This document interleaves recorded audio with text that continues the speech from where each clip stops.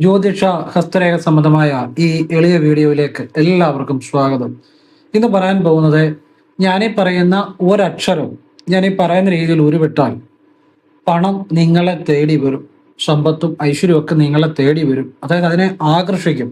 മാത്രമല്ല അപാരമായ വശ്യമാണ്. നിങ്ങൾ ചെയ്തു നോക്കിക്കൂ, അപാരമായ വശ്യമാണ്.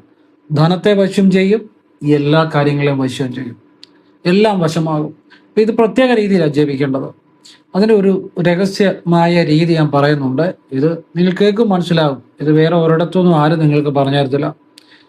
അപ്പം അതിനെ കേൾക്കുക, അത് മനസ്സിലാക്കുക, എന്നിട്ട് ചെയ്ത് കഴിയുമ്പോൾ നിങ്ങൾക്ക് മനസ്സിലാവും. വിശ്വാസത്തോടെ ചെയ്യണം. ശരിയായിട്ട് ചെയ്താൽ ജീവിതത്തിലെ സാമ്പത്തികം ഉറപ്പായിട്ടും ധനവശ്യം, സർവവശ്യം എല്ലാം ഉണ്ടായി വരും എന്നുള്ളതാണ്. ചെയ്തു നോക്കുക, അതിനകത്ത് തെറ്റൊന്നുമില്ലല്ലോ. 1 രൂപ ചിലവില്ലാത്ത കാര്യമാണ്, നല്ല കാര്യമാണ്, ആർക്കും ചെയ്തു നോക്കാം. പക്ഷെ നിങ്ങൾ ഈ ചെയ്യുന്ന കാര്യം ഇത് വെളിയിൽ ആരോടും പറയരുത്, രഹസ്യമായിട്ട് ചെയ്യണം. കാരണം അങ്ങനെയാണ് ഇത് ചെയ്യേണ്ടത്. നല്ല കാര്യമാണ്, ചെയ്തു നോക്കുക. ഞാൻ അതിനെക്കുറിച്ച് വിശദമായിട്ട് പറഞ്ഞുതരാം. അതിനു മുമ്പ് ഒരു കാര്യം പറയാണ്, നേരിട്ട് കൺസൾട്ടിങ് ഇല്ല, വാട്സപ്പ് വഴി മാത്രമേ ഉള്ളൂ. സംഖ്യാജ്യോതിഷം, ഹസ്തരേഖ, ഗ്രഹനില ഇതൊക്കെയാണ് വിശകലനം ചെയ്യുന്നത്. നിങ്ങൾ താല്പര്യമുള്ളൊരു വാട്സപ്പ് ഇടുക, ഞാൻ ഫ്രീ ആകുമ്പോൾ റിപ്ലൈ തരും. ചെയ്യുന്ന രീതി പറയും എങ്ങനെയാണ്. അത് കേട്ടിട്ട് ആവശ്യമുണ്ട് ചെയ്യാല്ല ചെയ്യാതിരിക്കാം. ഫോൺ വിളിച്ചാൽ കിട്ടത്തില്ല, നേരിട്ട് വന്നാലും നോക്കാൻ സാധിക്കത്തില്ല. കാരണം വാട്സപ്പിലെ വർക്ക് സമയത്തിന് തീരുന്നില്ല, അതുകൊണ്ടാണ്. അപ്പോൾ ഇതാണ് സാഹചര്യം. പിന്നെ ഞാൻ ഇന്ന് കുറേ ടയേർഡാണ്, കുറേ ക്ഷീണമുണ്ട്, ഒരുപാട് തിരക്കുണ്ടായിരുന്നു. അപ്പോൾ എങ്കിലും ഞാൻ നമ്മുടെ വീഡിയോ പതിവായിട്ട് നോക്കിയിരിക്കുന്നവരുണ്ട്, അവർക്ക് വേണ്ടിയും എല്ലാം ഏറ്റവും പ്രയോജനപ്രദമായ ഒരു കാര്യമാണെന്ന് പറഞ്ഞു തരുന്നത്. എന്ന് വെച്ചാൽ ഏതൊരാളുടെ ജീവിതം മാറ്റുന്ന കാര്യമാണ് ഇത് നിങ്ങൾ ചെയ്ത് നോക്കി സ്വയം ശരിയായിട്ട് ചെയ്തവർക്ക് സ്വയം അത് അനുഭവത്തിൽ നിന്ന് മനസ്സിലാക്കാം. ഞാൻ അതിനെക്കുറിച്ച് വിശദമായിട്ട് പറഞ്ഞുതരാം. എല്ലാവരും ദൈവം അനുഗ്രഹിക്കട്ടെ. ഓം നർപ്പവി. രാവിലെ എഴുന്നേറ്റ് കഴിഞ്ഞാൽ കിടക്കപ്പായി ഇരുന്നുകൊണ്ട് പടിഞ്ഞാട്ട് തിരിഞ്ഞിരുന്ന് വേണമെന്ന് ചെയ്യാൻ. നിങ്ങളുടെ നെറ്റിയുടെ ഈ ഭാഗത്തൊരു ത്രികോണം സങ്കല്പിച്ചാൽ മതി. കണ്ണടച്ചു ഒരു ത്രികോണം മനസ്സിൽ കാണുക. ത്രികോണം എന്ന് പറഞ്ഞാൽ അറിയാമല്ലോ, ഇനി അതിനൊരു സംശയം വേണ്ട, കാണിച്ചേക്കാം. ത്രികോണം കണ്ടല്ലോ, ഒരു ത്രികോണം സങ്കല്പിക്കുക. എന്നിട്ട് ആ ത്രികോണത്തിനുള്ളിൽ ഒരു ചുമന്ന പ്രകാശം സങ്കല്പിക്കണം. ചുമന്ന പ്രകാശം, ഒരു പൊട്ട് പോലെ, അധികം വലിപ്പത്തിലുണ്ട്, ഒരു പൊട്ട് പോലെ ചുമന്ന പ്രകാശം സങ്കല്പിച്ച് കൊണ്ട് കണ്ണടച്ച് നെറ്റിയുടെ മധ്യത്തിലായിട്ട് ഒരു ത്രികോണം സങ്കല്പിച്ച് ആ ത്രികോണത്തിനകത്ത് ചുവന്ന പ്രകാശം സങ്കല്പിച്ച് അത് മഹാലക്ഷ്മിയാണെന്ന് ഉറപ്പിച്ച് കൊണ്ട് മനസ്സിവിടെ ആയിരിക്കണം. ക്ലീം ക്ലീം ക്ലീം എന്ന് ജപിക്കുക. ഒരു 3 തവണയോ 11 തവണയോ ജപിക്കുക. അല്ല 3 തവണ ജപിച്ചാലും മതി, ഇനി 1 തവണ ജപിച്ചാലും മതി, കുഴപ്പമൊന്നുമില്ല, ബലം ഉണ്ടാവും. എന്നിട്ട് 1 തവണ ആയിക്കോട്ടെ, ക്ലീം എന്ന് കൊണ്ട് ജപിക്കുക.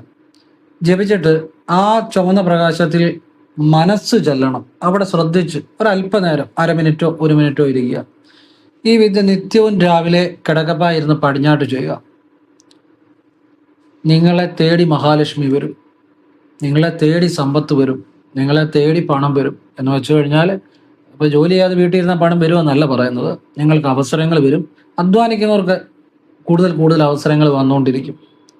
മനസ്സിലായി? മടിയന്മാരുടെ കാര്യമല്ല പറയുന്നത്. അപ്പം മഹാലക്ഷ്മി നിങ്ങളിലേക്ക് വരും. നിങ്ങൾക്ക് ഇപ്പം ജോലി ചെയ്യുന്നു, വേണ്ട രീതി ഉയർച്ചയില്ല, പുതിയ അവസരങ്ങൾ വരും കേട്ടോ. അതാണ് ഞാൻ ഉദ്ദേശിച്ചത്. അപ്പം ജീവിതത്തിൽ നല്ല മാറ്റം. എത്ര ജോലി ചെയ്തിട്ടും രക്ഷപ്പെടുന്നില്ല, എത്ര സാമ്പത്തികമായിട്ട് കഷ്ടപ്പെട്ടിട്ടും രക്ഷപ്പെടുന്നില്ല, പുതിയ അവസരങ്ങൾ വരും. അവരുടെ ജീവിതത്തിൽ പുതിയ മാറ്റങ്ങൾ വരും. മാത്രമല്ല അപാരമായ വശ്യം ഉണ്ടാവും. അത് നിങ്ങൾ അനുഭവിച്ചറിഞ്ഞാൽ മതി. നിങ്ങളെ വെളിയിലോട്ട് ഇറങ്ങുമ്പം അതുവരെ പരിചയമില്ലാത്തവർ പോലും ചിരിച്ചു കാണിക്കും, ഇങ്ങോട്ട് വീണ്ടും നിങ്ങൾ എവിടെ അപാരമായ വശ്യം ഉണ്ടാവും. ഇത് ഒരു രഹസ്യവിദ്യയാണ്. ഇതിൻ്റെ രഹസ്യം എന്നാന്ന് ചോദിച്ചു കഴിഞ്ഞാൽ, നമ്മുടെ ഈ നെറ്റിയുടെ ഈ മധ്യഭാഗം എന്ന് പറഞ്ഞ ഭാഗം, അതിൻ്റെ അത് കുറേ രഹസ്യങ്ങളുണ്ട്. അവിടെ നമ്മുടെ ബോധത്തെ ഉണർത്താൻ പറ്റും. അവിടെ ധ്യാനിച്ചാൽ ബോധത്തെ ഉണർത്താൻ പറ്റും. അതങ്ങനെ ഇവിടെ ധ്യാനിച്ചാൽ ബോധത്തെ ഉണർത്താൻ പറ്റുന്നത്? ബോധം ഇവിടെയാണോ ഇരിക്കുന്നത്? അല്ല.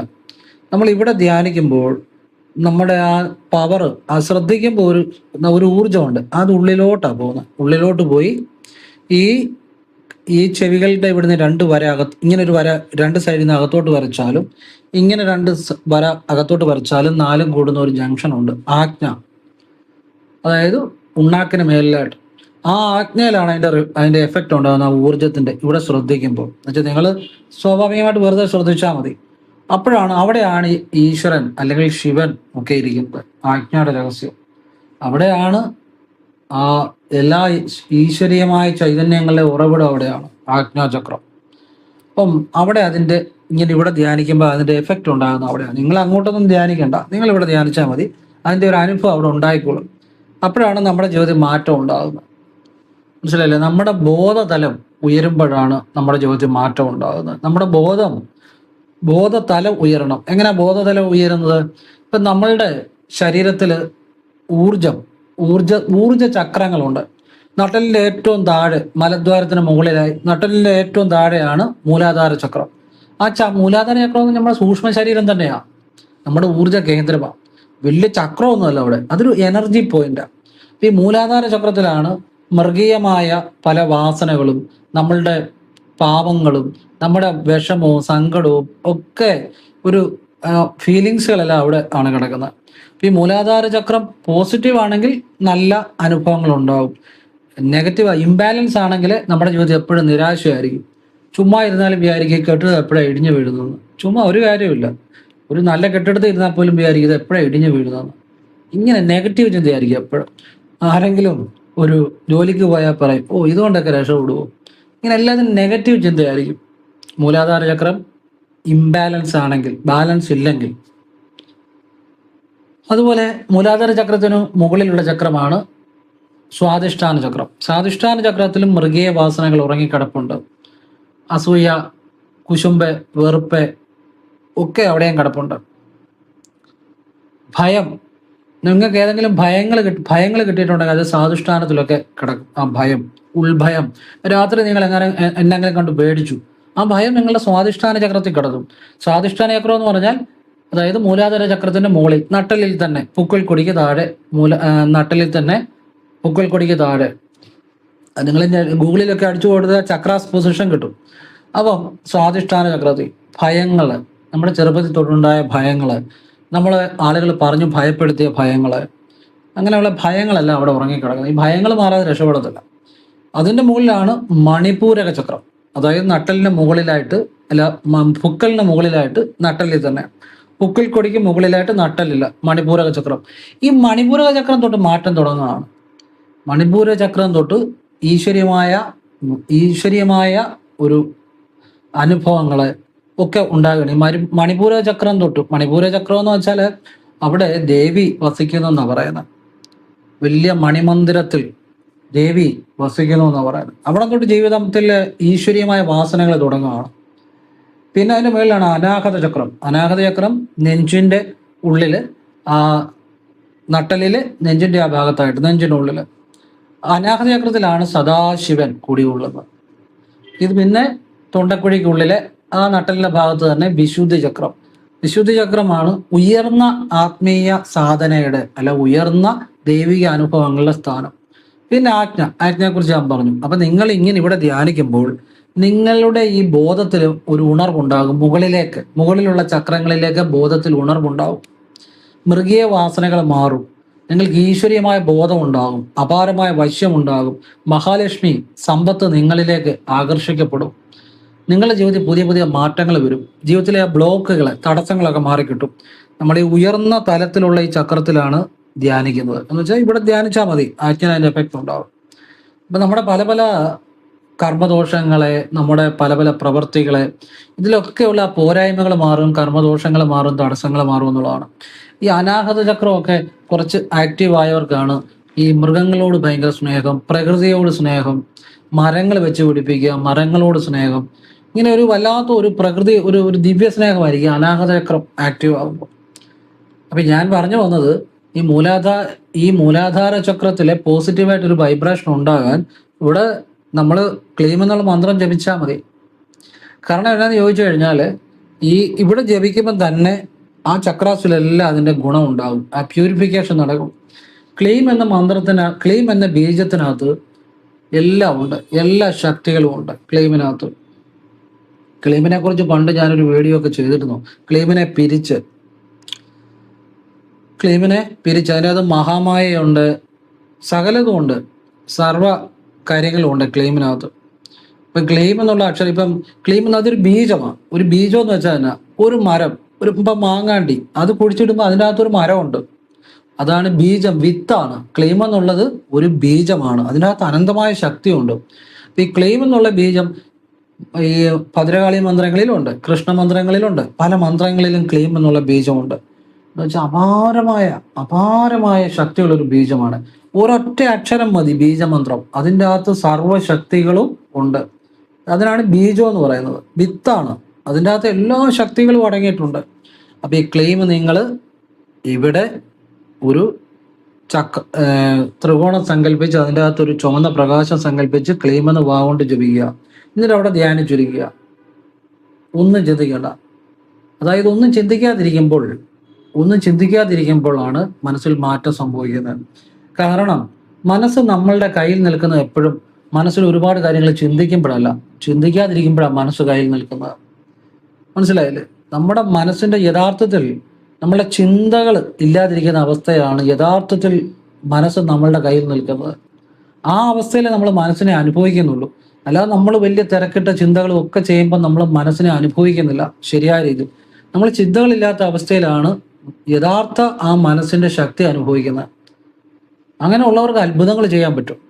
അങ്ങനെ ഉള്ളവരാണ് ഈശ്വരബോധമായിട്ട് കണക്റ്റ് ആകും. ഈ യോഗിമാരും ഋഷിമാരും ഒക്കെ ആ മൗനത്തിൽ ചിന്തകളില്ലാത്ത അവസ്ഥയിലാണ് ആ ഈശ്വരനെ അറിയുന്നത്. പ്രപഞ്ചവുമായിട്ട് താതാത്മ്യം പ്രാപിക്കാൻ പറ്റും, പ്രപഞ്ചബോധവുമായിട്ട് താതാത്മ്യം പ്രാപിക്കാൻ പറ്റും. നമ്മളുടെ ആ കർമ്മങ്ങളും കർമ്മദോഷങ്ങളും എല്ലാം മാറാൻ വേണ്ടി ഈ മനസ്സിൽ ചിന്തയൊന്നുമില്ലാതെ ശൂന്യമായ അവസ്ഥ നിലനിർത്തിയാൽ സാധിക്കുമെന്നുള്ളതാണ്. അപ്പം നിങ്ങളിത് രാവിലെ ചെയ്യുക. നിങ്ങളുടെ ജീവിതത്തിൽ ഒരുപാട് മാറ്റങ്ങൾ ഉണ്ടാകും. ശത്രുദോഷങ്ങൾ മാറും, കർമ്മദോഷങ്ങൾ മാറും, അപാരമായ വശ്യമുണ്ടാകും, ജോലി സ്ഥലത്തെ പ്രശ്നങ്ങൾ മാറും, സമ്പത്ത് വരാനുള്ള അവസരങ്ങൾ ഉണ്ടാകും. പിന്നെ നമ്മൾ തന്നെ പ്രയത്നിക്കണം. നമ്മൾ വീട്ടിൽ ഇരുന്ന സമ്പത്ത് വരത്തില്ല, നമുക്ക് അവസരങ്ങൾ ഉണ്ടാകും, നമ്മൾ പ്രയോജനപ്പെടുത്തണം. നമ്മളിലേക്ക് പുതിയ പുതിയ കാര്യങ്ങൾ വരും. മനസ്സിലാകുന്നില്ലേ? ഇതെല്ലാം ഒരുപാട് മാറ്റങ്ങൾ ഉണ്ടാക്കും. ഞാൻ നിങ്ങൾക്കൊരു കാര്യം പറഞ്ഞുതരാം. അതായത് ഈ DNA അസ്ട്രോളജി അനുസരിച്ച് കർമ്മഫലം എന്ന് പറഞ്ഞ സംഭവമുണ്ട്. ഇപ്പം ഞാനൊരു നല്ല കാര്യം ചെയ്താൽ എനിക്ക് എവിടുന്നെങ്കിലും ചിലപ്പോൾ അത് നല്ല കാര്യം തിരിച്ചു കിട്ടാം. ഒരാൾ എന്നോട് വഴി ചോദിക്കുന്നു, ഞാൻ അയക്ക് നല്ലതായിട്ടൊരു വഴി പറഞ്ഞു കൊടുത്താൽ ഞാൻ ഒരു സ്ഥലത്ത് ചെല്ലുമ്പോൾ ചിലപ്പോൾ എന്നെ ഒരാൾ സഹായിച്ചേക്കാം. അങ്ങനെ അനുഭവം ഉണ്ടായിട്ടുണ്ട്. കർമ്മഫലമുണ്ട്. നല്ലത് ചെയ്താൽ നല്ലത് തിരിച്ചു വരും, മോശം ചെയ്താൽ മോശം തിരിച്ചു വരും, സംശയം വേണ്ട. അതാണ് കർമാസ് എഫക്റ്റ് എന്ന് പറഞ്ഞത്. ഈ കർമാസിലാണ് എല്ലാം ഇരിക്കുന്നത്. മനസ്സിലായില്ലേ? കർമ്മഫലത്തിലാണ് എല്ലാം ഇരിക്കുന്നത്. ഇപ്പം ചിലർ പറയും അവരുടെ ദോഷം കൊണ്ടാ ഇവരുടെ ദോഷം കൊണ്ടാ എന്നൊക്കെ പറയും. അത് കർമ്മത്തെ അറിയാത്തതുകൊണ്ടാണ്. ഓരോരുത്തരും അനുഭവിക്കുന്ന അവരവരുടെ കർമ്മത്തിന്റെ ഗുണവും ദോഷവുമാണ്. ഇപ്പം ഞാൻ ഓടുന്നു, എനിക്ക് ഓടുമ്പോൾ അണപ്പുണ്ടാകും അല്ലെ, കിതയ്ക്കും. അത് വേറൊരാൾക്ക് ഏറ്റെടുക്കാൻ പറ്റുമോ? ഏറ്റെടുക്കാൻ പറ്റത്തില്ല. അതുപോലെ കർമ്മം ഏറ്റെടുക്കാൻ ആർക്കും പറ്റത്തില്ല. ഓരോരുത്തരും അനുഭവിക്കുന്ന അവരവരുടെ കർമ്മദോഷമാണ്. അത് അവരുടെ ദോഷം ഇവരുടെ ദോഷം എന്ന് പറയുന്ന അറിവില്ലായ്മ ഉണ്ടാവും. പിന്നെ ഏതൊരു വ്യക്തി ഭൂമിയിൽ ജനിച്ചു കഴിഞ്ഞാൽ അവർ മരിക്കുന്നതും അവരുടെ കർമ്മം പൂർത്തിയാകുമ്പോഴേ മരിക്കത്തുള്ളൂ. അല്ലാതെ അതിന് വേറെ ഒന്നിനും കുറ്റം പറഞ്ഞിട്ട് കാര്യമില്ല. അവനവന്റെ കർമ്മം അനുസരിച്ച് ഭൂമിയിൽ ജനിക്കത്തുള്ളൂ, ആ കർമ്മം തീരുമ്പോഴേ മരിക്കത്തുള്ളൂ. അപ്പോൾ കർമ്മത്തെ അറിഞ്ഞാൽ മറ്റുള്ളവരെ കുറ്റപ്പെടുത്തുന്നത് അങ്ങ് നിർത്തും, സാഹചര്യങ്ങളെ കുറ്റപ്പെടുത്തുന്നത് നിർത്തും. കർമ്മത്തെയാണ് അറിയേണ്ടത്. ഋഷിമാര്, മഹർഷിമാര്, യോഗീശ്വരന്മാരൊക്കെ ഈ കർമ്മത്തെ അറിയുന്നതുകൊണ്ടാണ് അവരാർക്കും ദോഷം ചെയ്യാത്തതിൻ്റെ കാര്യം. ക്ലിയർ ആകുന്നുണ്ടോ? അവരെ ആർക്കും ദോഷം ചെയ്യാത്തതിൻ്റെ കാര്യം അവർക്ക് കർമ്മത്തെ അറിയാം. കർമ്മമാണ് ഈശ്വരൻ. കർമ്മം എന്ന് വെച്ചാൽ പ്രവൃത്തി. ആ കർമ്മത്തിന് സത്യമുണ്ട് എന്നറിയുന്നതുകൊണ്ടാണ് അവർ ആർക്കും ദോഷം വരുന്ന കാര്യങ്ങൾ ചെയ്യാതിരിക്കുന്നത്. മനസ്സിലായി? അത് അറിയാത്തതുകൊണ്ടാണ് ആളുകൾ പിന്നെയും പല തെറ്റുകളും ചെയ്യുന്നത്. അപ്പം കർമ്മം എന്ന് പറഞ്ഞാൽ ഒരാളെ കുറിച്ച് മോശമായിട്ട് ചിന്തിക്കുന്നതും ദോഷമാണ്, കർമ്മദോഷമാണ്. കാരണം നമ്മുടെ മനസ്സിൽ അങ്ങനെ ചിന്ത വരുന്ന പോലും കർമ്മദോഷമാണ്. പ്രവർത്തിക്കുന്നത് മാത്രമല്ല, ചിന്തിക്കുന്ന പോലും തെറ്റായ ചിന്തകൾ പോലും കർമ്മദോഷം വരുത്തുക എന്നുള്ളതാണ്. കാരണം അത് വിത്ത, ആ ചിന്തയിൽ നിന്നാണ് പ്രവൃത്തി ഉണ്ടാകുന്നത്. ചിന്തിക്കുമ്പോഴേ മനസ്സ് മലിനപ്പെട്ടു. അതുകൊണ്ട് നമ്മൾ കഴിവതും നല്ല കാര്യങ്ങൾ ചിന്തിക്കുക, നല്ല കാര്യങ്ങൾ ചെയ്യുക. ഗുരുകർമ്മ അതായത് DNA അസ്ട്രോളജി അനുസരിച്ച്, തമിഴ് സിദ്ധ ജ്യോതിഷം അനുസരിച്ച് ഗുരുകർമ്മ എന്ന് വെച്ച് കഴിഞ്ഞാൽ ഗുരുകർമ്മ ക്ലിയർ ചെയ്യാൻ വേണ്ടി, അതായത് ഈ വ്യാഴത്തിൻ്റെ ദോഷം മാറാൻ വേണ്ടി നമുക്ക് ചെയ്യാവുന്ന ലളിതമായ ഒരു കാര്യമുണ്ട്, ഞാൻ പറഞ്ഞുതരാം. ഇപ്പോൾ ഒരാളുടെ ഗ്രഹനിലയിൽ വ്യാഴം പിഴച്ചു നിൽക്കുകയാണ്. വ്യാഴം സർവേശ്വരകാരകനാണ്. ഈ വ്യാഴം പിഴച്ചു നിൽക്കുക, അല്ലെങ്കിൽ വ്യാ വ്യാഴകർമ്മ, അത് DNA അസ്ട്രോളജിയിലെ തമിഴ് സിദ്ധ ജ്യോതിഷത്തിലേക്ക് വന്ന വ്യാഴകർമ്മ വ്യാഴകർമ്മ എന്ന് വെച്ചാൽ വ്യാഴത്തിന്റെ നെഗറ്റീവ് കർമ്മ ഉണ്ടെങ്കിൽ ആ വ്യക്തിക്ക് എന്ത് സംഭവിക്കും? ദൈവാധീനം കുറവായിരിക്കും. പല കാര്യങ്ങളും ചെയ്തിട്ടും ജീവിതത്തിൽ മാറ്റം വരുന്നില്ല. അങ്ങനെ ഉണ്ടെങ്കിൽ ചില കാര്യം ചെയ്താൽ മതി. ഞാൻ പറയുന്ന കാര്യം, അതായത് അമ്പലത്തിൽ പോകുമ്പം വഴിപാട് ചെയ്യുമ്പോൾ തിരുമേനിക്കൊക്കെ സന്തോഷമായിട്ട് കൈ ഉള്ള പോലെ ഒരു ദക്ഷിണ കൊടുക്കുക. സന്തോഷമായിട്ട് കൊടുക്കണം. ഗുരുകർമ്മ, വ്യാഴത്തിന്റെ നെഗറ്റീവ് കർമ്മ മാറും. നല്ല ആത്മീയ ആചാര്യന്മാരെ വണങ്ങുക. നല്ല രീതിയിലുള്ള നല്ല ആളുകളായിരിക്കണം. പ്രാടുകളുടെ മുന്നിൽ പോയി തല കുനിക്കരുത്. നല്ല രീതിയിലുള്ള ആത്മീയ ആചാര്യന്മാരെ വണങ്ങുക. ക്ഷേത്രത്തിൽ പോകുമ്പോൾ നല്ല രീതിയിലുള്ള തിരുമേനിമാർ, അവർക്ക് നമ്മൾ സന്തോഷത്തോടെ ദക്ഷിണ കൊടുക്കുക. അത് നമ്മുടെ ഇഷ്ടം എത്രയാണെന്നുള്ളത്. ഇത് സന്തോഷത്തോടെ ചെയ്യും. വ്യാഴത്തിന്റെ നെഗറ്റീവ് കർമ്മ നല്ല രീതിയിൽ മാറുമെന്നുള്ളതാണ്. പിന്നെ വ്യാഴത്തിന്റെ നെഗറ്റീവ് കർമ്മ അല്ലെ വ്യാഴം പിഴച്ചു നിൽക്കുന്ന ദോഷം മാറണമെങ്കിൽ നമ്മളുടെ അറിവിൽ അഹങ്കരിക്കരുത്. നമുക്ക് എത്രയെങ്കിലും ഏതെങ്കിലും കാര്യത്തിൽ അറിവുണ്ടെങ്കിൽ അതിൽ അഹങ്കരിക്കരുത്. അഹങ്കാരം ഉണ്ടായാൽ വ്യാഴത്തിന്റെ ആ ദോഷകരമായ ആ ഒരു കർമ്മ നമ്മൾ അനുഭവത്തിൽ വരത്തുള്ളൂ. വ്യാഴം നല്ല രീതിയിൽ വരണമെന്നുണ്ടെങ്കിൽ വ്യാഴത്തിന്റെ ആ ഒരു വ്യാഴത്തിന്റെ നെഗറ്റീവ് കർമ്മ മാറണമെന്നുണ്ടെങ്കിൽ നമ്മൾ അറിവിൽ അഹങ്കരിക്കരുത്. അതുപോലെ നമുക്കറിയാവുന്ന എന്തെങ്കിലും നല്ല കാര്യമുണ്ട് ആളുകൾക്ക് പറഞ്ഞു കൊടുക്കണം. ഇത് ഗുരുകർമ്മ, അതായത് വ്യാഴകർമ്മ.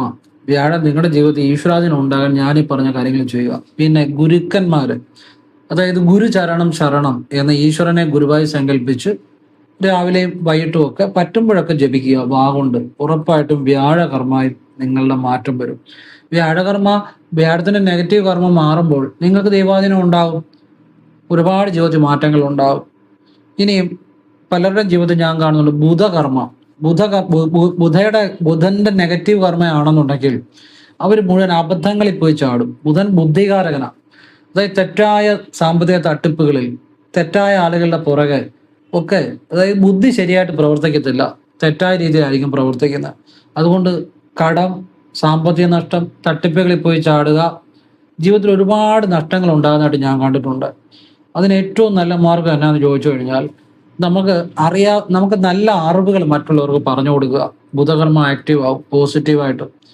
നല്ല പുസ്തകങ്ങൾ, നല്ല അറിവുകൾ മറ്റുള്ളവർക്ക്, പുസ്തകങ്ങളുണ്ടെങ്കിൽ പുസ്തകങ്ങൾ കൊടുക്കുക. നല്ല അറിവുകൾ മറ്റുള്ളവർക്ക് കൊടുക്കുക. ബുധകർമ്മ പോസിറ്റീവായിട്ട് ആക്റ്റീവ് ആവുന്നുള്ളതാണ്. പിന്നെ രാവിലെ അല്പനേരം സ്പീഡിൽ നടക്കുക, ഒരു വ്യായാമം പോലെ. സ്പീഡ് എന്ന് പറഞ്ഞാൽ ബുധന്റെ ഒരു ബുധകർമ്മ പോസിറ്റീവായിട്ട് ആക്റ്റീവ് ആവും. അല്ലെ സ്പീഡിൽ സംസാരിക്കുക. ഇടയ്ക്കൊക്കെ സ്പീഡിൽ സംസാരിക്കുക. ഇടയ്ക്കിടയ്ക്ക് ഈ സ്പീഡ് അങ്ങനെ വന്നു കഴിഞ്ഞാൽ അത് ബുധന്റെ പോസിറ്റീവ് കർമ്മ ആക്ടിവേറ്റ് ആവും. നിങ്ങൾ ഈ ബുധകർമ്മ നല്ല രീതിയിലുള്ള ചില വ്യക്തികളെ ശ്രദ്ധിച്ചോണം. ഒന്നുകിൽ അവരുടെ നടപ്പ് സ്പീഡാണ്, അല്ലെ സംസാരം സ്പീഡാണ്. ബുധൻ എന്ന് പറഞ്ഞാൽ വിദ്യയുടെ, അറിവിന്റെ, ജ്ഞാനത്തിന്റെ ഗ്രഹമാണ്. അപ്പൊ അങ്ങനെ ബുധകർമ്മ നമുക്ക് പോസിറ്റീവായിട്ട് ആക്ടിവേറ്റ് ആക്കാം. എങ്ങനെയാണ്? അറിവ് പകർന്നു കൊടുക്കുക, അല്ലെ നല്ല നല്ല പുസ്തകങ്ങൾ കൊടുക്കുക. രാവിലെ അല്പനേരം ഒന്ന് നടക്കുക എന്ന് പറഞ്ഞാൽ തീരെ സ്ലോയിലല്ല, എന്നാൽ നല്ല സ്പീഡും വേണമെന്നില്ല. ഒരു സാധാരണ സ്പീഡിൽ ഒരു അങ്ങോട്ടും ഇങ്ങോട്ടും ഒരു മിനിറ്റെങ്കിലും, അല്ലെങ്കിൽ ഒരു 2 മിനിറ്റെങ്കിലും, അല്ലെങ്കിൽ 3 മിനിറ്റെങ്കിലും നമ്മൾ ആ ഒരു നടത്തം നല്ലതാണ്. എന്ന് വെച്ച് കഴിഞ്ഞാൽ നിങ്ങളെ കൊണ്ട് പറ്റുന്ന പോലെ ചെയ്താൽ മതി. അല്ലെങ്കിൽ ഒരു 5 മിനിറ്റെങ്കിലും രാവിലെ ഒന്ന് അല്പം ഒരു തീരെ സ്ലോ അല്ലാതെ, എന്നാൽ വലിയ സ്പീഡും അല്ല, ഒന്ന് നടക്കുക. നിങ്ങളുടെ കാലുകൾ വേഗത്തിൽ വെക്കാൻ ശ്രമിക്കുക. പറ്റുന്ന പോലെ ചെയ്താൽ മതി, പറ്റുന്നവർ ചെയ്താൽ മതി. ഈ കാലുകളുടെ വേഗം ഒന്ന് വേഗത്തിൽ, ഒരുപാട് വേഗമല്ല. അപ്പോൾ ഈ ബുധകർമ്മയായിട്ട് ബന്ധമുണ്ട്. നിങ്ങൾക്കത് നല്ല ഈ ബുദ്ധിയിൽ തന്നെ നല്ല മാറ്റങ്ങൾ ഉണ്ടാവും. പുതിയ ഒരു ബുദ്ധിയിൽ ഉണർവുണ്ടാവും. അതുപോലെ വേഗത്തിൽ ഇടയ്ക്ക് സംസാരിക്കാൻ ശ്രമിക്കണം. ഞാൻ ചില സമയങ്ങളിൽ വളരെ സ്പീഡിൽ സംസാരിക്കാറുണ്ട്. ഗ്രഹനിലയൊക്കെ നോക്കുമ്പോൾ ഈ ബുധൻ പോസിറ്റീവായിട്ട് ആക്ടിവേറ്റ് ആകുമ്പോൾ നമുക്ക് സ്പീഡ് കൂടും സംസാരത്തിന്. അപ്പോൾ ഇങ്ങനെ നമ്മൾ ചെയ്താൽ ബുധകർമ്മ ആക്ടിവേറ്റ് ആവും. ബുധന്റെ പോസിറ്റീവ് കർമ്മ അത് ജീവിതത്തിൽ വളരെ. പിന്നെ കൃഷ്ണ ഭഗവാന്റെ അനുഗ്രഹം നല്ലതാണ് ഭൂതകർമ്മയ്ക്ക്. ഗുരുവായൂർ അമ്പലപ്പുഴയോ അങ്ങനെ ഏതെങ്കിലും, അല്ലെ പത്മനാഭസ്വാമി ക്ഷേത്രമോ ആറന്മുളയോ, നിങ്ങൾക്ക് പറ്റുന്ന ഏതെങ്കിലും ഇതുപോലെ ചൈതന്യം കൂടിയ ക്ഷേത്രങ്ങളിൽ പോവുക. ഭഗവാന്റെ അനുഗ്രഹം ഉണ്ടാകുന്നത് നല്ലതാണ്. പിന്നെ ശനികർമ്മ. ശനികർമ്മ പോസിറ്റീവായിട്ട് ആക്ടിവേറ്റ് ആകണമെങ്കിൽ വൃദ്ധജനങ്ങൾക്ക് വേണ്ട സഹായങ്ങൾ ചെയ്യുക. അവർക്ക് വസ്ത്രം മേടിച്ചു കൊടുക്കുക, അല്ലെ അവർക്ക് നമ്മളെ കൊണ്ട് പറ്റുന്ന അനാഥരായിട്ടുള്ളവരും സഹായിക്കാം. പിന്നെ വൃദ്ധജനങ്ങൾ ആർക്ക് വേണേലും നമ്മൾ അവരോടൊരു കരുതൽ, അവരോടൊരു സ്നേഹം കാണിക്കുക, അവർക്ക് വേണ്ട സഹായങ്ങൾ ചെയ്തു കൊടുക്കുക. ശനികർമ്മ പെട്ടെന്ന് പോസിറ്റീവായിട്ട് ആക്ടിവേറ്റ് ആകും. സത്യമായിട്ടാണ് പറഞ്ഞത് കേട്ടോ. ഇതൊക്കെ ചില കർമ്മരഹസ്യങ്ങളാണ്. എന്ന് വെച്ചാൽ നമ്മുടെ പ്രവൃത്തി കൊണ്ട് ചില ഗ്രഹങ്ങളുടെ നെഗറ്റീവ് കർമ്മ ഇല്ലാതാക്കാം. പ്രവൃത്തി കൊണ്ട്, നമ്മൾ ചെയ്യുന്ന പ്രവൃത്തി കൊണ്ട്. അപ്പോൾ അതുപോലെ തന്നെ വികലാംഗരെ സഹായിക്കുക. ഒരു വികലാംഗന് നമ്മളെ കൊണ്ട് പറ്റുന്ന ഹെൽപ്പ് ചെയ്യുക.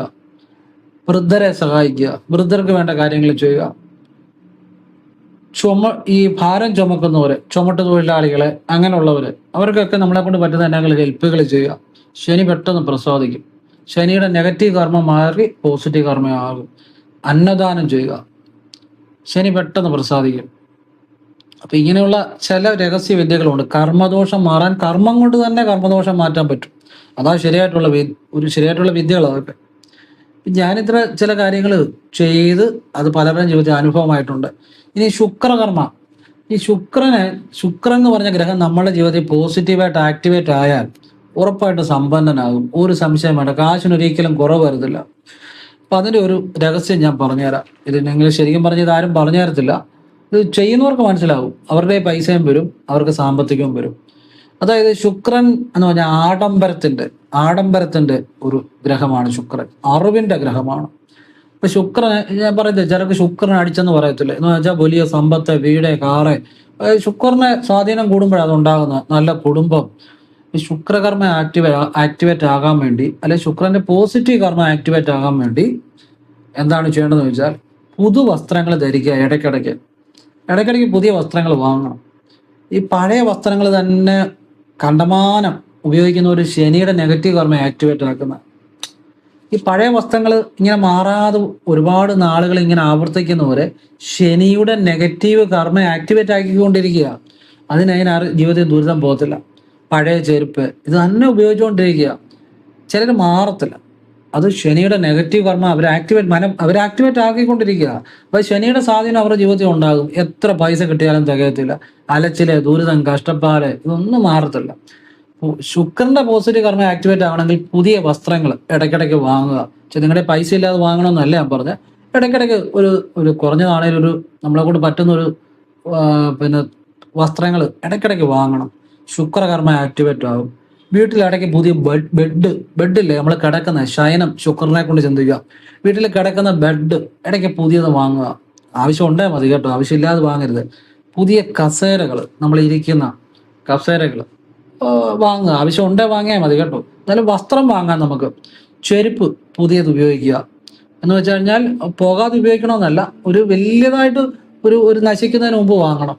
ഇങ്ങനെ എന്തെങ്കിലുമൊക്കെ പുതിയ കാര്യങ്ങൾ ഇതുപോലെ ജീവിതത്തിൽ വാങ്ങിക്കൊണ്ടിരുന്നാൽ ശുക്രകർമ്മ പെട്ടെന്ന് ആക്ടിവേറ്റ് ആവും പോസിറ്റീവായിട്ട്. അപ്പം നിങ്ങൾ ഈ പണം ഉള്ളവരെ പലരും ശ്രദ്ധിച്ചു നോക്കണം. അവരെ ഒന്നുകില്ലെങ്കിൽ ഇടയ്ക്ക് ഒരു കാർ എടുക്കുന്ന കാണാം, അല്ലെങ്കിൽ ഇടയ്ക്ക് ഒരു ആക്റ്റീവ് എടുക്കും. ചിലത് കംപ്ലൈന്റ് ആകുന്നതിന് മുമ്പ് തന്നെ അടുത്ത ആക്റ്റീവ് എടുക്കും, പഴയത് കൊടുക്കും. ഈ പുതുമ ജീവിതത്തിൽ കൊണ്ടുവരുന്നതുകൊണ്ടാണ് വലിയ പണക്കാരെയൊക്കെ നോക്കുക. അല്ലെ ഇടയ്ക്കിടയ്ക്ക് അവർ പോയി ഇപ്പം പല കടകളിൽ നിന്ന് പോയി ഇടയ്ക്കിടയ്ക്ക് വസ്ത്രങ്ങൾ വാങ്ങുന്ന കാണാം. നമ്മൾ വിചാരിക്കും എന്തിനാ ഈ പൈസ ഇവർ വെറുതെ കളയുന്നത്. പക്ഷെ ഇവരുടെ ജീവിതത്തിൽ ഇങ്ങനെ പുതിയ കാര്യങ്ങൾ കൊണ്ടുവരുന്നതുകൊണ്ട് അവർക്ക് പുതിയ ജീവിതത്തിൽ മാറ്റങ്ങൾ സംഭവിക്കുന്നുണ്ട്. അതിനുള്ള പണം വരുന്നുണ്ട്. ആ ശുക്രൻ ആക്റ്റീവാണ്. അതാ അതിൻ്റെ അകത്തെ കാര്യം. പുതുമകളെ ജീവിതത്തിലേക്ക് കൊണ്ടുവരണം.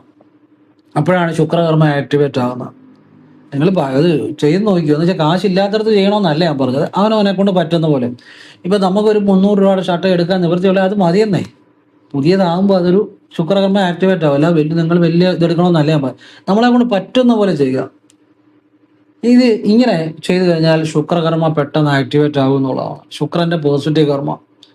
സമ്പന്നരെ നോക്കിക്കൂ. അവരൊക്കെ പലപ്പോഴും ഒരു വണ്ടി തന്നെ ഈ സാധാരണ ചിലത് ചെയ്യുന്നതിനാ ഒരു വണ്ടി പരമാവധി അവൻ കേടാകുന്നതിന് വരെ ഉപയോഗിക്കും. അത് ശനികർമ്മ ആക്ടിവേറ്റ് ആകുന്ന. ശനിയുടെ നെഗറ്റീവ് കർമ്മ. ചിലരൊരു വണ്ടിയൊക്കെ വലിയ കുഴപ്പമില്ലല്ലോ, അവർ അത് കൊടുത്തിട്ട് അടുത്ത് എടുക്കുക. ഇങ്ങനെ ഈ പുത്തൻ പുത്തൻ പെട്ടെന്ന് പെട്ടെന്ന് കൊണ്ടുവരും. നമ്മൾ വിചാരിക്കും ഇവനെന്നാ കാശിന്റെ തള്ളപ്പായിരിക്കും എന്ന് വിചാരിക്കും, ഇവന് കാശുള്ളതുകൊണ്ട്. പക്ഷെ അല്ല, ഉമ്മാറെ പിന്നെയും പണം വരും. ഈ ശുക്രന്റെ പുതുമ നിലനിർത്തണം. അപ്പോഴും എന്തെങ്കിലും പുതിയത് ജീവിതത്തിലേക്ക് കൊണ്ടുവന്നുകൊണ്ടിരിക്കണം. ശുക്രകർമ്മ ആക്ടിവേറ്റ് ആവും. ഞാൻ സത്യസന്ധമായ കാര്യമാണ് പറയുന്നത്, ഇത് കർമ്മരഹസ്യമാണ് പറയുന്നത്. ഇപ്പൊ ഇങ്ങനെ ചില രഹസ്യങ്ങളുണ്ട്. ഇത് അറിയുന്നവര് അതുപോലെ തന്നെ നമുക്ക് ഇപ്പോൾ ഒരു ജീവിതത്തിൽ ഒരു കാര്യം നടക്കണ്ട, നമ്മുടെ ജീവിതത്തിൽ ഒരു കാര്യം നടക്കണ്ട, ശനിയുടെ നെഗറ്റീവ് കർമ്മ ആക്ടിവേറ്റ് ആക്കിയാൽ മതി, കാര്യം നടക്കത്തില്ല. ശനിയുടെ നെഗറ്റീവ് കർമ്മ ആക്ടിവേറ്റ് ആകണം. ഇങ്ങനെ കർമ്മം കൊണ്ട് തന്നെ ചില കാര്യങ്ങളുണ്ട്. പോസിറ്റീവ് കർമ്മ ആക്ടിവേറ്റ് ആക്കിയാൽ നമ്മുടെ ജീവിതത്തിൽ പുതിയ പുതിയ മാറ്റങ്ങൾ ഉണ്ടാകും.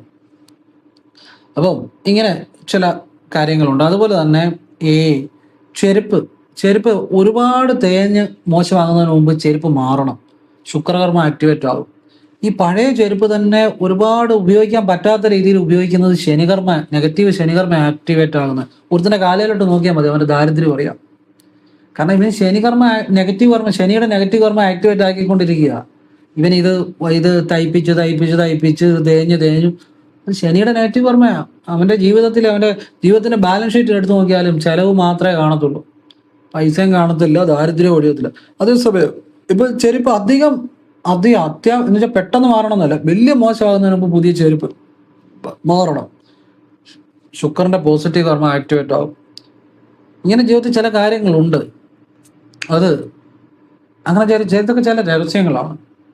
അപ്പം നിങ്ങൾക്കിതൊക്കെ ഞാൻ എൻ്റെ അനുഭവത്തിൻ്റെ അടിസ്ഥാനത്തിലാണ് പറഞ്ഞത്. നിങ്ങൾക്ക് ശരിയെന്ന് തോന്നിയാൽ സ്വീകരിക്കുക, അല്ലെ തള്ളിക്കള. അതിന് നിങ്ങൾക്ക് സ്വാതന്ത്ര്യമുണ്ട്. അതൊക്കെ അവനവൻ്റെ ഇഷ്ടം പോലെ ചെയ്യാം. എനിക്ക് അനുഭവത്തിൽ നിന്ന് മനസ്സിലായ ചില കാര്യങ്ങൾ ഞാൻ പറയുന്നത്. ഈ ചില വീടുകളിൽ കിണറിൻ്റെ സ്ഥാനം ഒരു പ്രധാനമാണ്. ചില വീടുകളിൽ ഞാൻ കണ്ടിട്ടുണ്ട് തെക്ക് കിഴക്കേ മൂല കിണർ, ഒരിക്കലും പ്രശ്നങ്ങൾ മാറത്തില്ല. അവിടുത്തെ കലഹം, വഴക്ക്, മദ്യപാനം, ലഹരി, അടി, വിടി, ഇടി, ബഹളം, ദാരിദ്ര്യം, കടം, ഒന്നും ഒഴിയത്തില്ല. വടക്ക് പടിഞ്ഞാറേ മൂല അവിടെയും പ്രശ്നങ്ങൾ പല വീടുകളിൽ ഞാൻ കണ്ടിട്ടുണ്ട്. തെക്ക് ഭാഗത്തും അവിടെയും പ്രശ്നങ്ങൾ കണ്ടിട്ടുണ്ട്. കിണറിന് തെക്ക് പടിഞ്ഞാറ് കിണറുള്ള വീടുകളിൽ താമസം അത്ര ബുദ്ധിമുട്ടാണ്. വല്ല ഓഫീസോ ഒക്കെ നടത്താൻ കൊള്ളാം, താമസമായിട്ട് അങ്ങനെ താമസിക്കാൻ അത്ര ബുദ്ധിമുട്ടാണ്. അല്ലെ അതുപോലെ വൃത്തിയായിട്ട് സൂക്ഷിക്കണം. പക്ഷെ എങ്കിലും അത് പലയിടത്തും ചില ഓഫീസുകളൊക്കെ വർക്ക് ചെയ്യാൻ നല്ലതാണ്. ഈ കുടുംബമായിട്ട് താമസിക്കാൻ അത്ര നല്ലതായിട്ട് എനിക്ക് തോന്നിയിട്ടില്ല. വടക്ക് കിഴക്കാണ് കിണറിന്റെ സ്ഥാനം. അപ്പൊ ഈ കിണറിന്റെ സ്ഥാനം മാറിക്കഴിഞ്ഞാൽ നമ്മൾ ഉടനെ വലിയ കാശ് മുടക്കി കിണർ മാറി കുത്തണമെന്നൊന്നും ഞാൻ പറയത്തില്ല. നിങ്ങൾ എന്തു ചെയ്യുക, വാസ്തു അറിയാവുന്ന ഒരാളെ, ചുമ്മാ ഈ മണ്ടത്തരം പറഞ്ഞ് നമ്മുടെ പൈസ കളയുന്നവരെ വിളിക്കരുത്. വലിയ ചിലവില്ലാതെ നമുക്ക് ചെയ്യാവുന്ന നല്ല അറിയാവുന്നവരുണ്ട്, അവരെ കൊണ്ട് ഇത് ഒരു തിരിച്ചു മാറ്റുക. ഒരു മതിൽ പോലെ, അല്ലെ ചെറിയ കട്ട തിരിച്ച് തിരിക്കുക, കിണറങ്ങ് തിരിക്കുക, കട്ട തിരിച്ച്. അങ്ങനെ ചില വാസ്തു അറിയാവുന്നവർ ചില വീടുകളിൽ ചെയ്തു, അവിടെ ഒരുപാട് മാറ്റം ഉണ്ടായതായിട്ട് ഞാൻ അനുഭവത്തിൽ കണ്ടിട്ടുണ്ട്. അങ്ങനെ 1-2 വീടുകൾ ഞാൻ കണ്ടിട്ടുണ്ട് അങ്ങനെ കട്ട തിരിച്ച്. എന്നാൽ ചിലർ വന്ന് കട്ട തിരിച്ചാലും അത് ശരിയാകത്തില്ല. ചിലരുണ്ട് വാസ്തു അറിയാവുന്ന നല്ല ആളുകൾ, പഴയ ആളുകളുണ്ട് ഈ പഴയ. അപ്പൊ അവര് ഈ കട്ട തിരിക്കുന്ന ഇച്ചിരി ലോങ് ആയിട്ടായിരിക്കും. ചിലരെന്നെ എടുക്കും, ആ കിണറിന്റെ ആ ഭാഗത്ത് മാത്രം ഒന്ന് കട്ട തിരിച്ച് മാറ്റും. അത് അത്ര ഫലപ്രദമല്ല. ഇച്ചിരി ലോങ് ആയിട്ട് കട്ട തിരിച്ച് മാറ്റിയിരിക്കുന്നത് വളരെ ഫലമായിട്ട് ഞാൻ കണ്ടിട്ടുണ്ട്. അത് വാസ്തു അറിയാവുന്നവർക്കറിയാം. നിങ്ങൾ നല്ല രീതിയിലുള്ള ആരെങ്കിലും കണ്ടാൽ മതി, നല്ലതായിരിക്കും. ഇനിയും നിങ്ങൾക്ക് ഇതൊന്നും പറ്റിയില്ലേ പോലും ഞാൻ വേറൊരു വഴി പറഞ്ഞുതരാം. അതായത് നിങ്ങളുടെ വീട്ടിൽ ഒരു ധന്വന്തരമൂർത്തിയുടെ ഫോട്ടോ വെക്കണം. ഈ കുടം പിടിച്ച ധന്വന്തരമൂർത്തിയുടെ ആ ഫോട്ടോയുടെ മുന്നിൽ നിങ്ങൾ രാവിലെ വൈകിട്ടും ഒരു ഭസ്മത്തിനകത്ത് ഒരു തട്ടത്തിനകത്ത് ഭസ്മം നിരത്തണം. എന്നിട്ട് ഒരു കർപ്പൂരം കത്തിച്ചു ഓം നമോ ഭഗവതേ ധന്വന്തരമൂർത്തയെ നമ എന്ന് ജപിക്കുക. എന്നിട്ട് നിങ്ങളുടെ വീട്ടിലേക്ക് സമ്പത്ത്, ഐശ്വര്യം, ഉയർച്ച, മംഗളകാര്യങ്ങൾ എല്ലാം നടത്തി തന്നെ പ്രാർത്ഥിക്കുക. രാവിലെ വൈകിട്ടും ചെയ്യുക. ശുദ്ധി അശുദ്ധി ഒന്നുമില്ല. ഒരു പരിധി വരെ വീട്ടിലെ ദോഷങ്ങൾ മാറിപ്പോകും എന്നുള്ളതാണ്. കാരണം ഈ ധന്വന്തരമൂർത്തി എന്ന് പറഞ്ഞാൽ വിഷ്ണുവിന്റെ തന്നെ അവതാരമാണെങ്കിലും ഈ ധന്വന്തരമൂർത്തിക്ക് ചില പ്രത്യേകതകളുണ്ട്. ഒരു വ്യക്തിയുടെ ജീവിതം മാറ്റാൻ, സ്വഭാവം മാറ്റാൻ, ആപത്തുകളെ തടയാനൊക്കെ പ്രത്യേക ഒരു വൈഭവം ഈ ധന്വന്തരമൂർത്തിക്കുണ്ട്. അത് നിങ്ങൾ ചെയ്താലും മതി.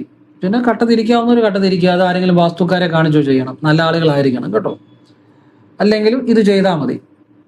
നിങ്ങളുടെ വീട്ടിലെ ആ വാസ്തുദോഷങ്ങളൊക്കെ മാറാൻ ഉപകരിക്കും. പിന്നെ ഈ രാവിലെ വൈകിട്ടും കർപ്പൂരം തൊട്ട് ഓം നമോ ഭഗവതേ വരാഹരൂപായ ഫുർഭുവസ്വപതയെ ഭൂപതിത്വം മേ ദേഹി ദദാപയ സ്വാഹ. ഈ മന്ത്രം ജപിക്കുന്നുള്ളതാണ്. ഓം നമോ ഭഗവതേ വരാഹരൂപായ പുർ ഭുവസ്വ പതയെ ഭൂപതിത്വം മേ ദേഹി ദദാപയ സ്വാഹ. ഈ മന്ത്രം ജപിച്ച് കർപ്പൂരത്തെ തൊട്ട് രാവിലെ വൈകിട്ടും തൊഴും നല്ലതാണ്.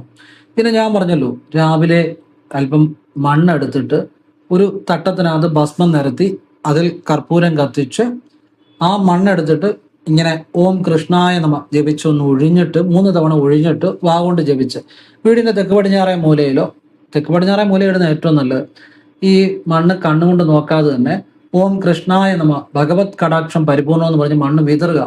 ആ ഭൂമിയിലെ ദോഷങ്ങൾ മാറും കേട്ടോ, ഒരു കുഴപ്പമില്ല. പിന്നെ മാസത്തിലൊന്ന് ഗുരുവായൂരോ അമ്പലപ്പുഴയൊക്കെ ദർശനം നടത്തുന്നതും ചോറ്റാനിക്കര നല്ല ചൈതന്യം കൂടി ക്ഷേത്രങ്ങളിൽ ദർശനം നടത്തുന്നതും വലിയ മാറ്റം ഉണ്ടാകുന്നുള്ളതാണ്.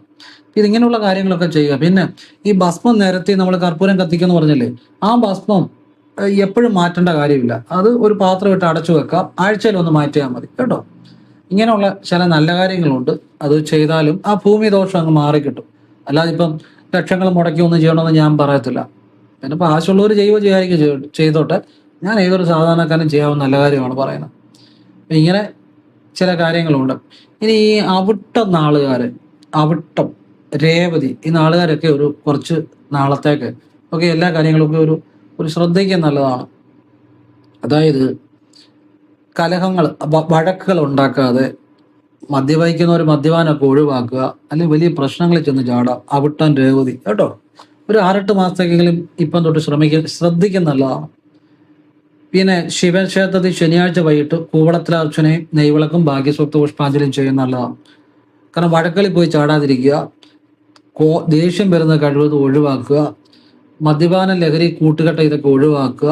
അവിട്ടം, രേവതി ഇപ്പം മുതലൊരു, ഞാനിന്ന് വീഡിയോ ഇടുന്നത് 17/7/2026, ഇന്ന് മുതൽ മുന്നോട്ടുള്ള 8 മാസം ശ്രദ്ധിക്കുക കേട്ടോ. എന്നുവെച്ചാൽ വലിയ പ്രശ്നം ഉണ്ടെന്നല്ല പറഞ്ഞ്, ഈ ആവശ്യമില്ലാത്ത തട്ടിപ്പുകളിലും വെട്ടിപ്പുകളിലും വഴക്കുകളിലും ഒന്നും പോയി ചാടരുത്. സമയം അങ്ങനെയൊക്കെ ചാടി അത് ബുദ്ധിമുട്ട് വരും കേട്ടോ. അതുകൊണ്ടാണ് അവിട്ടം, രേവതി ശ്രദ്ധിക്കുക, നല്ലതായിരിക്കും. അപ്പം ഞാൻ പറയുന്ന കാര്യങ്ങൾ മനസ്സിലാക്കുന്നതുകൊണ്ട് ഗുണമേ ഉണ്ടാകത്തുള്ളൂ, ദോഷം ഉണ്ടാകത്തില്ല. ശനിയാഴ്ച വൈകിട്ട് ശിവന് കൂവളത്തിലെ അർച്ചന, ഭാഗ്യസ്വക്ത പുഷ്പാഞ്ജലി, നെയ്വിളക്ക്. ക്ഷേത്രത്തിൽ കിട്ടുന്ന 15-20 രൂപയുടെ നെയ്വിളക്ക് ശനിയാഴ്ച വൈകിട്ടോ രാവിലെ തെളിയിക്കുക. പക്ഷെ വൈകിട്ട് ചെയ്യുന്ന പ്രത്യേക ഫലമാണ്. പിന്നെ രാവിലെ പറ്റുന്നവർ രാവിലെ ചെയ്താൽ മതി, അതിനകത്ത് കുഴപ്പമില്ല. ശിവന് ചെയ്യണം, മനസ്സിലായില്ലേ? അത് ശനിയാഴ്ചകൾ ആവർത്തിക്കണം. പിന്നെ ഓം ഐം ക്ലീം സൗ ഹ്രീം ഭദ്രകാളിയെ നമഃ. ഈ മന്ത്രം ഇടയ്ക്കിടയ്ക്ക് ഫ്രീ ആയിട്ടിരിക്കുമ്പം മനസ്സ് ജപിക്കണം എപ്പോഴും കേട്ടോ, ഒരു കുഴപ്പമില്ല. ഒരാപത്തിലും പോയി ചാടത്തില്ല. പിന്നെ നമ്മൾ ശ്രദ്ധിക്കുക, വണ്ടി ഉപയോഗിക്കുമ്പോൾ ശ്രദ്ധിക്കണം. മറ്റുള്ളവരുടെ ഇടനില സമരി വഴക്കിനിടയ്ക്കൊന്നും കയറരുത്. നമ്മളായിട്ട് വഴക്കുണ്ടാക്കരുത്. മദ്യപാന ലഹരി കൂട്ടുകെട്ട ഇതൊക്കെ ഒഴിവാക്കണം. അതുള്ളവർ മനസ്സിലായില്ലേ? ക്ഷേത്ര ദർശനങ്ങൾ, പുണ്യക്ഷേത്രങ്ങൾ, അതായത് ചോറ്റാനിക്കരയോ ഗുരുവായൂരോ അങ്ങനെ കുറച്ച് വീടിൻ്റെ അവിടെ ദൂരെയുള്ള പുണ്യക്ഷേത്രങ്ങളിൽ ദർശനം നടത്തുക. പിന്നെ അടുത്തുള്ള ക്ഷേത്രത്തിൽ ആഴ്ച പോവുക. അടുത്തുള്ള ശിവക്ഷേത്രത്തിൽ ശനിയാഴ്ച വൈകിട്ട് പോയി കൂവളത്തിലെ അർച്ചനയും ഭാഗ്യസുക്ത പുഷ്പാഞ്ജലി, നെയ്വിളക്കം ചെയ്യുക. ഒരാപത്തും വരാതെ അങ്ങ് പോകും കേട്ടോ. ഇത് പറയുന്നത് എന്തിനാന്ന് ചോദിച്ചാൽ, ഞാൻ പറഞ്ഞ കാര്യങ്ങൾ ഒരുപാട് ആളുകൾക്ക് പ്രയോജനം ചെയ്യുന്നുണ്ട്. ഇന്നും ഒരാൾ വന്നു, പുത്തങ്കാലമ്പലത്തിൽ വന്നു. അപ്പം ഞാൻ വെള്ളിയാഴ്ച പുത്തങ്കാലമ്മയെ കണ്ടിട്ട് ഒരു ഉച്ച വരെ 4 മണി ഓഫീസിൽ ഇരിക്കും. അപ്പം എന്നെ ഇവിടെ കാണാൻ വന്നു. അപ്പം അവരുടെ വീടും സ്ഥലവും വിറ്റു. അപ്പം അതിൻ്റെ ഒരു സന്തോഷം പറയാനൊക്കെ വന്നു. ഇതൊക്കെ ഞാൻ പറയുന്ന കാര്യങ്ങൾ ചെയ്തവർക്കൊക്കെ അതിൻ്റെ ഗുണം ഉണ്ടായിട്ടുണ്ട്.